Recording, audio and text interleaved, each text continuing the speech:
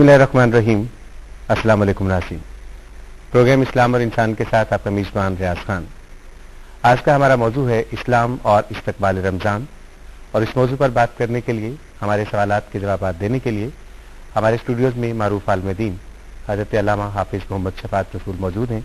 हम उनको अस्सलाम वालेकुम कहते हैं। वालेकुम अस्सलाम व रहमतुल्लाह। रामा साहब, थैंक यू वेरी मच कि आपने एक दफ़ा फिर ज़हमत की। रामा साहब, कहा यह जाता है कि शाबान जो है वो इस्तकबाल रमज़ान का महीना है। ये इस्तकबाल रमज़ान से क्या मुराद है? बिस्मिल्लाहिर्रहमानिर्रहीम। इस्तकबाल अरबी का लफ्ज़ है और इसका माना किसी को आगे जाकर मिलना, गले लगाना। हमारे यहाँ जब किसी का इस्तकबाल करना होता है तो इस्तकबाल करने वाला अपने घर को सजाता है, अपने गली को सजाता है, अपने सड़कों और बाजार और शहरों को सजाता है,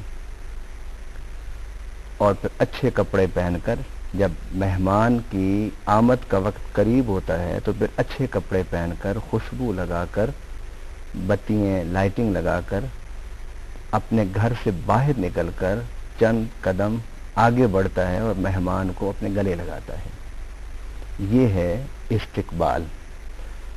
अब रमज़ान का इस्तकबाल से क्या मतलब है कि रमज़ान आने से पहले हम रमज़ान की इबादतों, रमज़ान की रियाज़तों, रमज़ान की फजीलतों, रमज़ान की बरकतों को समेटने के लिए तैयारी में मसरूफ़ हो जाएं, और यही हमारी तैयारी ज़हनी तौर पर, अमली तौर पर, फ़िक्री तौर पर, ये तैयारी, ये इस्तकबाल रमज़ान है।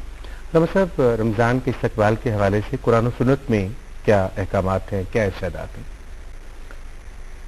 रमज़ान और मुबारक के इस्तकबाल के हवाले से किताब और सुन्नत में जो बात है वो ये है कि रमज़ान का इस्तकबाल क्यों हम करें। पहला नुक्ता ये है, इसमें कौन सी ख़ास बात है कि जिसकी वजह से ये दूसरे महीनों से हमें मुनफरिद नज़र आता है। इसका इस्तकबाल क्यों करें? इस्तकबाल हमेशा उस चीज़ का किया जाता है कि जो बहुत प्यारी हो, या इस्तकबाल उस चीज़ का किया जाता है जो बहुत कीमती हो। आप देखिए, एक बच्चे ने पैदा होना होता है और माँ बाप को पता भी चल जाए कि आने वाला मेहमान बेटा है, तो तैयारियां चंद दिन पहले शुरू हो जाती हैं। वैसे तो अल्लाह की मर्जी है कि वो रहमत अता फरमाए या नेमत अता फरमाए, बेटे को नेमत और बेटी को रहमत। आप कुरान और सुन्नत के अल्फाज देखिए कि माशरा इंसानी में औरत को कितना मोहतरम और कितना प्यारा लफ्ज़ दिया, रहमत। हालांकि इससे पहले लड़की की पैदाइश को नहूसा समझा जाता था। तो ये एक तैयारी शुरू हो जाती है। वो क्यों तैयारी होती है कि एक प्यारी चीज़ आ रही है, एक कीमती चीज़ अल्लाह दे रहा है हमें। अब रमज़ान के इस्तकबाल हम इसलिए करते हैं कि नबी पाक सल्लल्लाहु अलैहि वसल्लम ने अपने इरशादात में फरमाया कि बाकी जितनी इबादतें हैं उन सब इबादतों के बदले में अल्लाह ताला जन्नत और जन्नत की नेमतें अता फरमाएगा, और रोज़ेदारों को और माह रमज़ान की फजीलत और बरकतों को समेटने वालों को क़यामत के दिन अल्लाह क्या देगा? फरमाया अस्सौमु ली व अना उजज़ा बिही, कि बाकी इबादत गुजार क़यामत के दिन अल्लाह की नेमतें लेके जाएंगे, जन्नत लेके जाएंगे, और रोज़ेदारों को अल्लाह रोके रखेगा। फरिश्तों से कहेगा इन्हें रोके रखो। अल्लाह इनको क्या देना है? फरमाया इन्हें मैंने अपनी नेमतें नहीं देनी, बल्कि रोज़ेदार जब जाएंगे तो अपने साथ रब को लेके जाएंगे। तो इतनी बड़ी चीज़ देने वाला महीना जब आता है तो उसके लिए तैयारी करनी है, उसकी इस्तकबाल करना है। एक तो ये हदीस मुबारक है, और दूसरी बात कुरान पाक में अल्लाह ने फरमाई कि हम इस्तकबाल क्यों करते हैं। नबी पाक सल्लल्लाहु अलैहि वसल्लम ने हमें इसकी तालीम क्यों दी قرآن پاک میں اللہ نے فرمایا شہر رمضان الذی انزل فیہ القرآن، کہ یہ وہ مہینہ ہے کہ جس میں اللہ نے قرآن نازل کیا ہے. اور قرآن کیا ہے؟ قیامت تک کے لیے انسانوں کے لیے ہدایت ہے، رہنمائی ہے. جو اس کی روشنی میں زندگی گزارے گا وہ یہاں بھی اور وہاں بھی کامیاب ہوگا. اتنی بڑی چیز اللہ تعالی ہمیں عطا فرما رہا ہے. کس مہینے میں؟ اس رمضان میں. تو کتنی برکت ہوگی اس مہینے کی، کتنی فضیلت ہوگی اس مہینے کی کہ جس میں عبدالآباد تک انسانیت کو ہدایت نامہ عطا فرمایا جا رہا ہے. علامہ صاحب، آپ صلی اللہ علیہ وسلم کے کیا معمولات تھے استقبال رمضان کے حوالے سے؟ یعنی رمضان سے پہلے آپ صلی اللہ علیہ وسلم کیا ارشادات فرمایا کرتے تھے اور اپنے صحابہ کرام کو کیا احکامات دیا کرتے تھے؟